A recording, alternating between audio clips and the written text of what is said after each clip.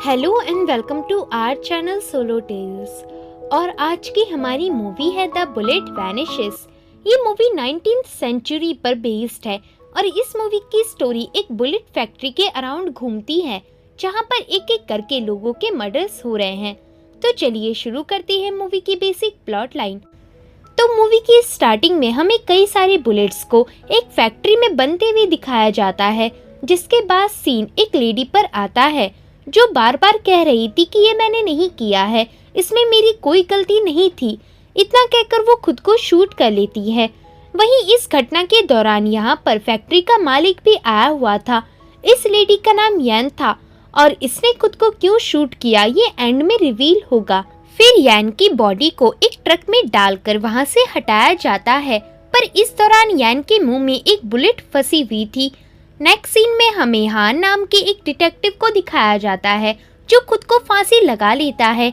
वहीं उस जगह के बाहर एक पुलिस वाला था जो जैसे ही सैंड क्लॉक को देखता है तो कमरे के अंदर चला जाता है, लेकिन इधर रस्सी में हान लटका हुआ नहीं था बल्कि वो अपना फेस धो रहा था। हान उस पुलिस वाले से कहता है कि मैंने तुम्हें कहा था कि सैंड के नीचे गिरते ही तुम इधर आ जाना, पर फिर भी कोई बात नहीं, मैंने खुद को संभाल लिया है। अब सुनो, फांसी में लटकने के समय इंसान की गर्दन के नीचे निशान पड़ जाती हैं, चेहरा नीला पड़ जाता है और आंखें लाल हो जाती हैं, लेकिन गले की थायराइड बोन और जीभ को कोई असर नहीं पड़ता। अगर उस आदमी की थायराइड बोन फ्रैक्चर होती तो इसका मतलब उसकी वाइफ ने उसे गला दबाकर मारा था, लेकिन उसकी थायराइड बोन सही सलामत थी। इसका मतलब उस आदमी ने सिर्फ सुसाइड किया था। इसका मतलब हम गलत हैं।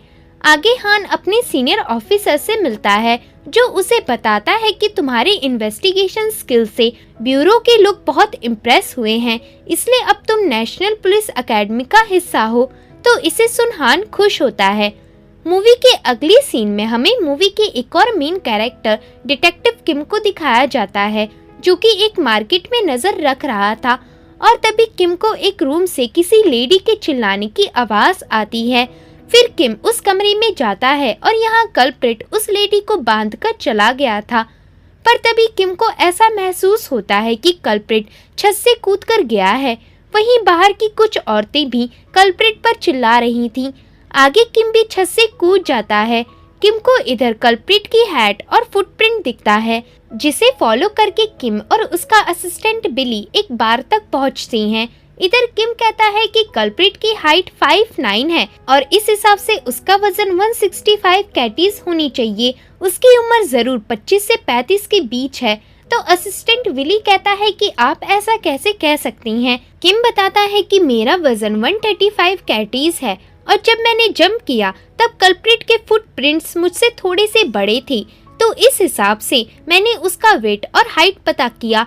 कल्प्रिट के शुरुआती स्टेप काफी लंबे थे, इससे पता चलता है कि वो कोई जवान आदमी है, पर बाद में जंप करने से उसका लेफ्ट लेग थोड़ा जख्मी हो गया, इसलिए उसने अपने स्टेप्स छोटे कर लिए और राइट लेग पर ज्यादा जोर डाला। इस कारण से उसकी लेफ्ट शूज से ज्यादा गाढ़े निशान उसके राइट शूज के थे। इसका मतलब वो इधर भी अपना राइट लेग का ज्यादा इस्तेमाल कर रहा होगा। तो इतना कहते ही किम की नजर एक आदमी पर जाती है और वो आदमी भी समझ जाता है कि किम ने उसे देख लिया है, इसलिए वो एक लेडी को गन पॉइंट में ले लेता है, पर किम बिल्कुल पलक झपकते ही उसे गोली मारकर बेहोश कर देता है। दरअसल किम एक शार्प शूटर था। फिर मूवी के अगले सीन में हान नेशनल पुलिस एकेडमी पहुंचता है और इधर एक आदमी उसे पहचान कर उसका ऑफिस दिखाता है। वहीं सीन शिफ्ट होता है उसी बुलेट फैक्ट्री पर जहाँ यान की मौत हुई थी। इधर एक वर्कर यान की आत्मा को प्रे कर रही थी, तो इसे देखकर दूसरा वर्कर उसे पागल कहता है, जिसके बाद ये दोनों लड़ने लगती हैं। पर तभी वहाँ पर उनका सुपीरियर वर्कर जुआन आकर उस दूसरे वर्कर को मारने लगता है। साथ ही वो उनके बुलेट्स जो वो बनाते थे उसकी काफी बुराई करते हुए उन्हें फेंक देता है, जिसे देखकर एक वर्कर उससे लड़ने लगता है, पर बाकी लोग उन्हें रोक लेती हैं। जुआन कहता है कि मैं तुम्हें बाद में देख लूंगा। ऐसा कहकर वो चला जाता है।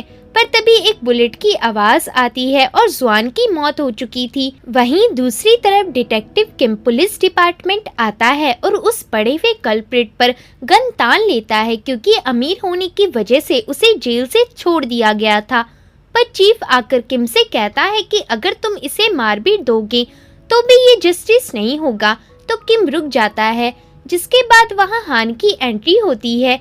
चीफ हान और किम दोनों को बुलेट फैक्ट्री जाने को कहता है, क्योंकि वहाँ एक मर्डर हो चुका था। इधर जाते वक्त किम हान से बिल्कुल बात नहीं करता और आगे ये दोनों उस फैक्ट्री में पहुँचती हैं। इधर किम जुआन के सर के पीछे बहुत सारा खून देखता है और बताता है कि किलर ने दीवार के सामने जुआन को गोली मारी थी और वो गोली जुआन का सर फाड़ते हुए दीवार में घुस गई। पर किम देखता है कि दीवार में कोई बुलेट नहीं है, लेकिन बुलेट का निशान है। वहीं हान को 2 बाल मिलते हैं, जिन्हें वो अपनी डायरी में रख लेता है। और तभी वहाँ पर फैक्ट्री का मालिक डैंग आते हुए कहता है कि तुम लोग फैक्ट्री में छानबीन क्यों कर रहे हो, ये किसी बाहर के आदमी का काम है। तब हान कहता है कि गलत, बल्कि मेरे हिसाब से किलर इसी फैक्ट्री में से कोई ऐसा है जिसे जुआन जानता था, क्योंकि अगर कोई अनजान इंसान अचानक से सामने आकर गन से शूट कर देता है तो आपकी मुट्ठी अपने आप ही बंद हो जाती है। पर जुआन का हाथ रिलैक्स था, इसका मतलब कोई जान पहचान का आदमी जुआन से मिलने आया और अचानक से उसने गन निकालकर जुआन का मर्डर कर दिया। तो डैंग इसे बकवास मानता है और जाने लगता है। इसी बीच हान कहता है कि आपका नया हेयर कट काफी शार्प है।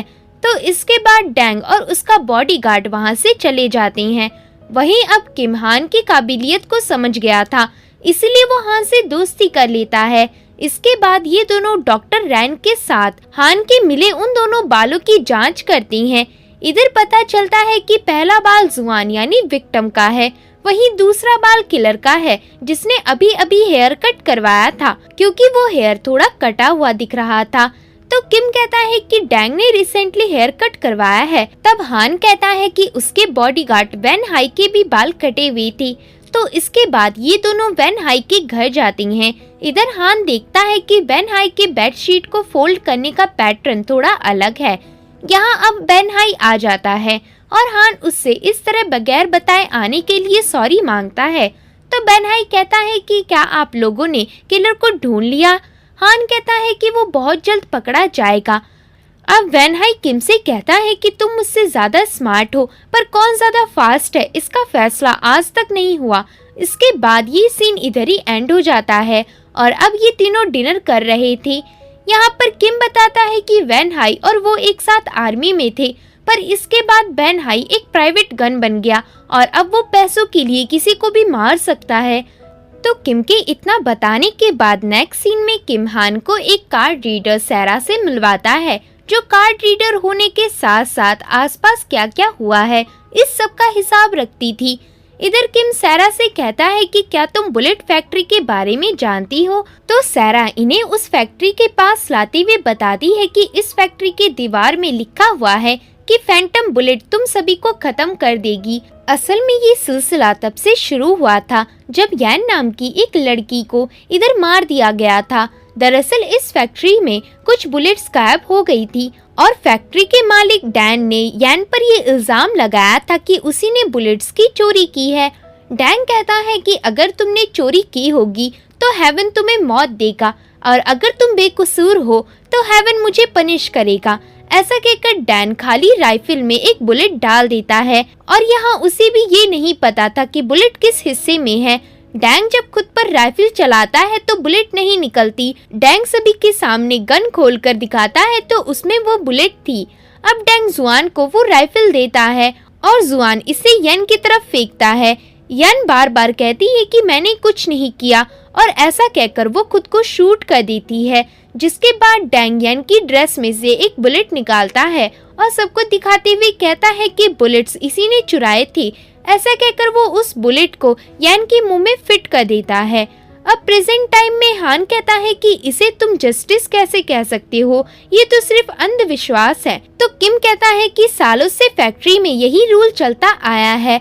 अब ये सीन भी इधर ही एंड हो जाता है। आगे हान, किम और उसका असिस्टेंट विली फैक्ट्री में थे, पर तभी इन्हें एक बुलेट चलने की आवाज आती है, जिसके बाद ये तीनों उस चेम्बर में जाते हैं।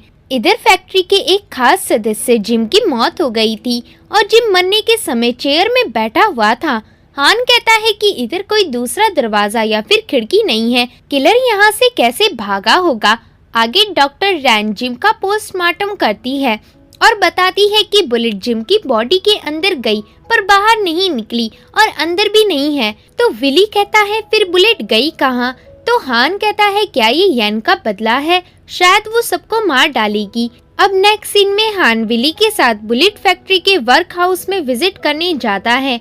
इधर विली हान को एक स्पीड लोडर दिखाता है जिसकी हेल्प से कई सारे बुलेट्स एक बार में लोड की जा सकती हैं। अब हान इसे देखता है और इसके बाद ये दोनों किम से मिलने उसके अपार्टमेंट जाती हैं। इधर किम ने उस गायब होने वाली बुलेट की मिस्ट्री सॉल्व कर दी थी।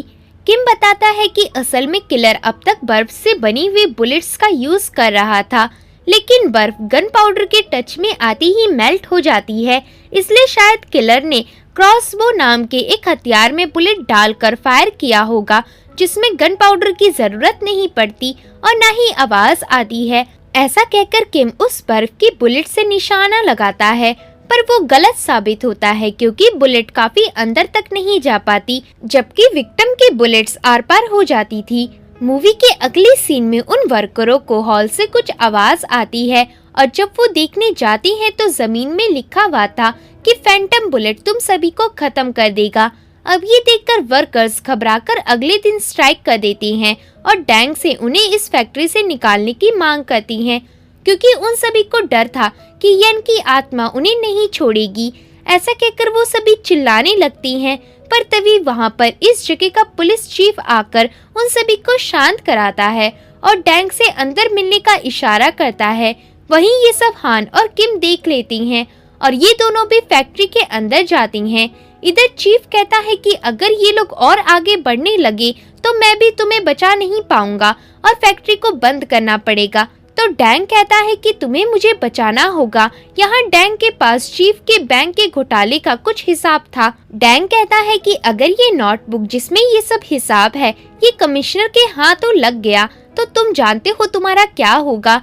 अब जब ये दोनों ये बात कर रहे थे, उसी दौरान हान की हैट गिर जाती है, जिसे पकड़ने के चक्कर में वो एक पाइप से लटक जाता है, पर वक्त रहते किम उसे पकड़ लेता है। अब एक न्यूज आर्टिकल में दिखाया जाता है कि फैंटम बुलेट ने शहर में दहशत का माहौल बना दिया है। इस आर्टिकल को किम पढ़ रहा था और तभी वहाँ पर सैरा आती है। वो बताती है कि उसे फैक्ट्री के एक वर्कर से काफी अजीब बात पता चली। असल में उस फैक्ट्री में कोई नेजुमी नाम का एक आदमी था। उसने ऐसा क्लेम किया था कि डैंग ने यन को चीटिंग से मारा है। मतलब वो किसी तरह का हेवन का जस्टिस नहीं था, बल्कि सोची समझी साजिश थी। नेजुमे ने आखिरी बार ये बात फैक्ट्री के एक वर्कर जैंग को बताई थी। उसने कहा था कि वो इस साजिश के बारे में पुलिस को बताएगा, पर तब से वो गायब है। साथ ही कुछ दिनों पहले एक जगह मिली है जो जल चुकी थी। तो आगे ये तीनों उस जली हुई जगह पर जाते हैं। यहाँ एक आदमी इन्हें बताता है कि नेजुमी की पूरी फैमिली इधर जलकर राख हो गई और वो आग कैसी लगी ये कोई नहीं जानता। तो इसके बाद ये तीनों उस जली हुई घर को देखने लगती हैं। इधर किम को एक जली हुई रिंग जैसी कोई चीज मिलती है और इसके बाद ये तीनों इस फैमिली के सदस्य की डेड बॉडी देखने का डिसाइड करती हैं। आगे ये तीनों ग्रेवयार्ड जाकर उन डेड बॉडीज को कब्र से निकालते हैं। इधर हान देखता है कि डेड बॉडी के माउथ और दांतों को छोड़कर सब कुछ जल चुका था। किम भी नेजुमे की फैमिली की डेड बॉडी में यही नोटिस करता है। हान बताता है कि विक्टिम्स को अगर जलाकर मारा जाता है तो वो मरने से पहले सांस लेती हैं या फिर चिल्लाती हैं, जिससे उसके अंदर स्मोक जाती है। लेकिन इनकी बॉडी देखकर लगता है कि इन्हें पहले मारा गया और फिर इन्हें जला दिया गया, जिस कारण से इनके माउथ बिल्कुल सही हैं। यहाँ जब ये तीनों नेजुमे की फैमिली से एक और मेंबर की बॉडी को चेक करती हैं, तो जिस तरह से इस बॉडी को लपेटा गया था वो लपेटने का पैटर्न वैन हाई का था, जिसे हान ने नोटिस किया था। मतलब वैन हाई भी नेजुमे की फैमिली में से है। अब अगले दिन हान सभी को एक जगह बुलाता है। हान को वो ट्रिक समझ आ गई थी जिससे डैंग हेवन का जस्टिस कहता था। इधर हान राइफल में एक बुलेट डालता है और उसे खुद में फायर कर देता है, पर कोई असर नहीं पड़ता। फिर वो उसी गन को किम को देता है और जब किम खुद को फायर करने वाला था तभी हान उस गन को किम से छीनकर 6 की 6 गोलियां आसमान में उड़ा देता है। इसे देखकर किम को कुछ समझ नहीं आता कि इसमें 6 गोलियां आई कैसे। तो हान बताता है कि जो गोली उसने पहले डाली थी वो बस एक नकली बुलेट थी जो गन से बाहर कभी नहीं निकलती। वहीं किम को बुलेट देने के दौरान उसने स्पीड लोडर से किसी को पता चले बगैर बुलेट एक्सचेंज कर दी थी और सेम यही ट्रिक डैंग ने यान के सामने इस्तेमाल की थी। पर जब डैंग बुलेट को बदल रहा था तब इसे नेजुमे और जिम ने साफ साफ देख लिया था। साथ ही ये बात यैन को गन देते वक्त जुआन को भी पता थी, पर उनमें से कोई इस बात का विटनेस नहीं बना और इसलिए फैंटम बुलेट ने उन सभी वर्कर्स को मार डाला। तो इसे सुनकर विली को वो टाइम याद आता है जब उसने हान को इस स्पीड लोडर के बारे में बताया था। विली को याद आता है कि इस तरह के स्पीड लोडर को ली नाम का एक आदमी उस फैक्ट्री में बनाता है। मतलब ली को भी इस ट्रिक के बारे में पता था और अब अगला मर्डर उसका होने वाला है। विली ये सारी बातें उन्हें बताता है और अब दिखाते हैं कि ली को कोई किलर मार डालता है, लेकिन तभी वहाँ पर हान और किम आ जाती हैं, जिसे देखकर किलर भागने लगता है। पर ऊपर से वैन हाई उस आदमी को ऐसे अचानक से भागता देख शूट कर देता है और अब किम उस किलर को कहता है कि आखिर तुम्हें इधर किसने भेजा था, क्योंकि उसे पता था कि मेन मर्डरर वो नहीं है, पर वो आदमी मर चुका था। आगे वहाँ पर डैंग आता है और वर्करों को बताता है कि ये यैन का कोई कर्स नहीं था, बल्कि ये सारे मर्डर्स ये आदमी कर रहा था। तो किम कहता है कि मैंने फैक्ट्री में सोते वक्त यैन को देखा था। तो इस पर डैंग किम से लड़ने लगता है, पर तभी वहाँ पर चीफ उन दोनों को मारकर उनका झगड़ा शांत कराता है। जिसके बाद जैंग किम से कहता है कि तुम बस एक ट्रबल मेकर हो। इधर किम जैंग के फिंगर में एक निशान नोटिस करता है। उसे लगता है कि जो रिंग जैसी चीज उसे नेजुमे के घर मिली थी वो जैंग की थी। फिर नेक्स्ट सीन में ये तीनों डिटेक्टिव्स जैंग को उल्टा लटकाकर उसे नेजुमे के बारे में पूछती हैं और रस्सी को ऊपर नीचे करने लगती हैं। तो जैंग बताता है कि कुछ दिनों पहले नेजुमे मेरे साथ पुलिस स्टेशन गया था और उसने चीफ को डैंग के इस ट्रिक के बारे में बताया था। तो चीफ कहता है कि डैंग ने ये सब क्यों किया। नेजुमे बताता है कि कुछ दिनों पहले डैंग ने वर्करों के पैसों में काफी ज्यादा कटौती की थी, इसलिए वर्कर्स स्ट्राइक पर जाने वाले थे और इसलिए डैंग ने जानबूझकर यंग को फंसाया, उसे मार डाला ताकि डर की वजह से कोई स्ट्राइक पर ना जा सके। अब चीफ भी डैंग से मिला हुआ था, इसलिए उसने इस बात को यहीं दबाने के लिए नेजुमे की पूरी फैमिली को मरवाकर उसके घर में आग लगा दी। इस समय मैं भी शामिल था, मुझे मजबूर किया गया था। जैंग बस इतना बता पाता है और अब इतने में ही वहाँ पर कोई जैंग की रस्सी पर शूट कर देता है, जिससे वो वहीं मर जाता है। अब अचानक से कुछ गुंडे वहाँ पर काफी खतरनाक फायरिंग शुरू कर देती हैं, जिसके बीच में ही किम का असिस्टेंट विली मर जाता है और हान को इसका बहुत बुरा लगता है। वहीं किम भी ये सब देख लेता है। इसके बाद वहाँ पर फायरिंग खत्म होने के बाद वैन हाई आता है और तभी वैन हाई के जूतों के पास किम गन पाउडर नोटिस करता है। मतलब वो भी अभी वे हमले में शामिल था और क्योंकि वैन हाई भी एक शार्प शूटर है, इसलिए किम कहता है कि इसे तुमने मारा है। तो वैन हाई ये कहकर चला जाता है कि मैं तुम्हें बाद में देखूंगा। अगले दिन विली और जैंग दोनों का एक साथ फ्यूनरल मनाया जाता है। जाते वक्त हान किम से कहता है कि अगर हम इस केस की आगे और इन्वेस्टिगेशन करेंगे तो डैंग के लोग हमें नहीं छोड़ेंगे। तो किम कहता है कि मैं विली के सेक्रीफाइस को इस तरह बर्बाद नहीं करूंगा, मैं रियल किलर का पता करूंगा। तो हान कहता है ठीक है, मैं भी तुम्हारे साथ हूँ। आगे ये दोनों सैरा से मिलते हैं और वो इन्हें बताती है कि यन की बॉडी और बाकी विक्टिम्स की मिली हुई बॉडी में बस एक ही डिफरेंस है और वो ये है कि यन की बॉडी में बुलेट्स मिली, जबकि हमारा किलर बॉडी में बुलेट नहीं छोड़ता। और दूसरा ये कि यन की कई सारी अंदर की हड्डियां टूटी हुई थी। तो हान कहता है क्या हम एक बार फिर जुआन और जिम की बॉडी को चेक कर सकती हैं। आगे ये दोनों फिर से जुआन की बॉडी को चेक करती हैं और इधर बहुत ढूंढने पर कई सारी टूटी हड्डियों के बीच इन्हें एक हड्डी से बनी हुई बुलेट मिलती है। इसे देखकर सैरा भी शॉक्ड हो जाती है। हान कहता है कि ये फैंटम बुलेट नहीं बल्कि बोन बुलेट है। हान किम को समझाता है कि जब मैं वान हाई के घर गया था तब मैंने वहाँ भी बुलेट नहीं देखी थी, जबकि मैंने वहाँ पर गन पाउडर और कैसिंग देखी थी जिससे बुलेट बनाई जाती है, और अब मैं समझा कि वो बुलेट हड्डियों से तैयार की जाती थी। इसका मतलब वैन हाई ही असली किलर है और उसका मेन मकसद है अपनी फैमिली का बदला लेना। इसलिए वैन हाई ने डैंग को बर्बाद करने के लिए फैंटम बुलेट के अफवाह का सहारा लिया और अब बहुत जल्द ही डैंग को वो मारने वाला है। इसके बाद सीन डैंग पर जाता है जो अचानक से गन निकालकर वैन हाई पर तान कर कहता है कि असली फैंटम बुलेट तुम थे। ऐसा कहकर डैंग हंसने लगता है, पर तभी वैन हाई भी हंसता है।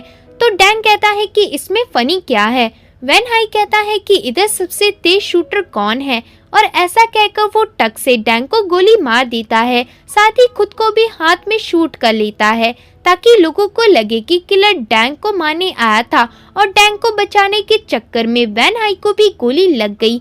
बाद में जब उस कमरे में बॉडीगार्ड्स आती हैं तो उन्हें भी यही लगता है। तो आगे एक आदमी जाकर चीफ को बताता है कि डैंग मर गया।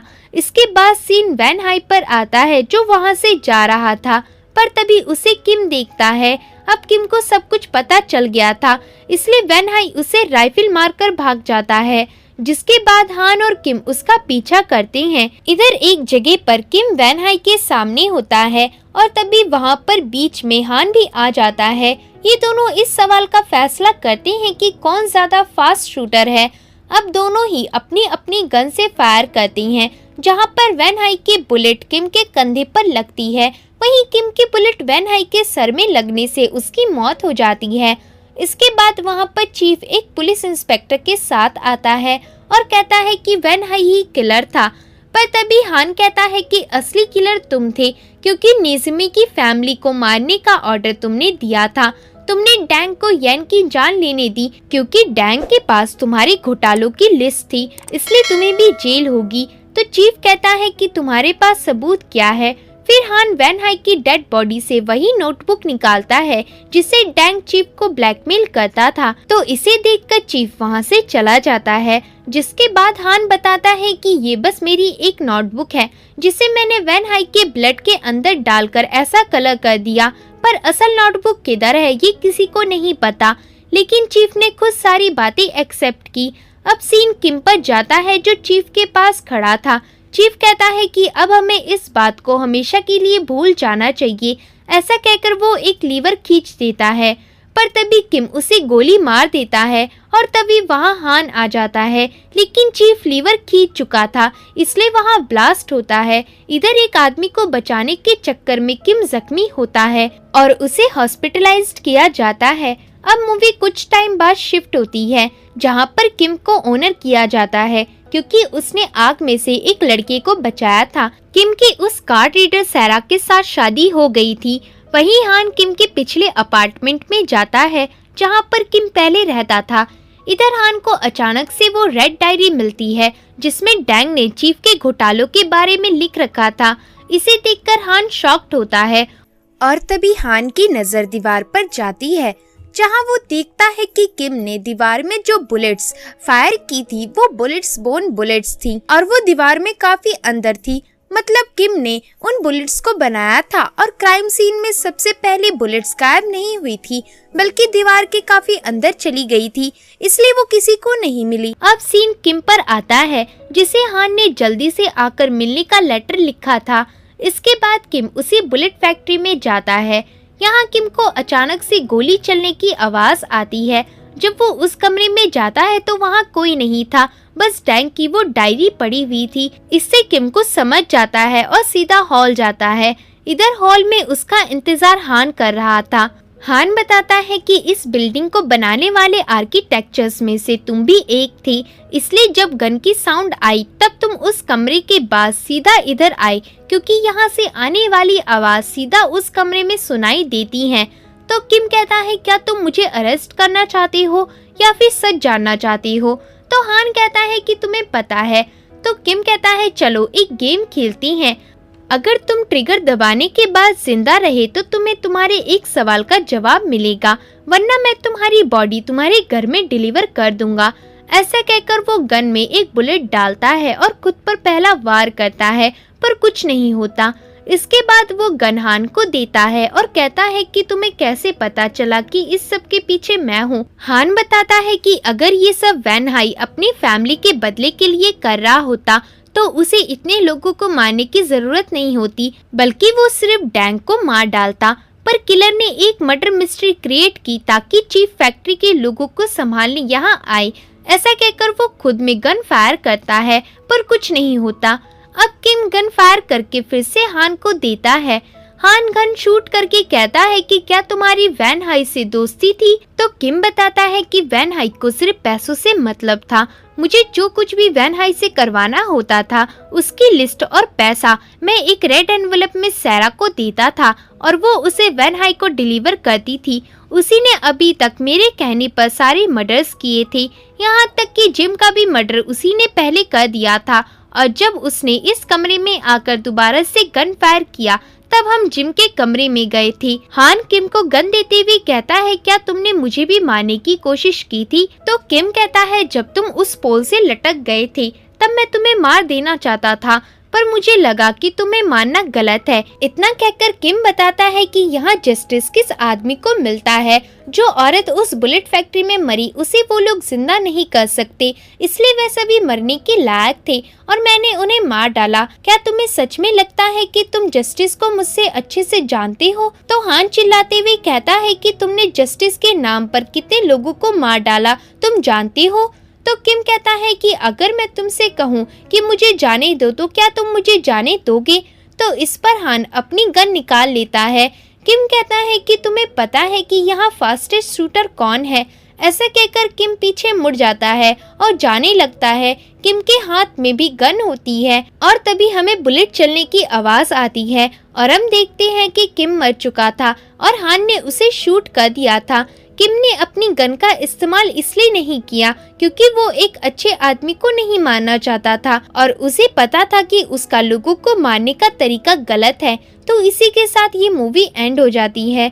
इस मूवी की शुरुआत में ही दिखाया गया था कि किम हर क्रिमिनल को एक जैसा मानता है, लेकिन सोसाइटी अमीर आदमी के क्राइम को अक्सर अनदेखा कर देती है और कोई एक्शन नहीं लेती। तो ये दो तरफा जस्टिस किम को पसंद नहीं था, इसलिए जो भी येन के साथ हुआ था वो सब जानकर किम ने सभी का मर्डर कर दिया जो भी येन के मर्डर में शामिल थे। मूवी में कौन सा कैरेक्टर सबसे ज्यादा सही लगा, किम या फिर हान? हमें कमेंट करके जरूर बताएं और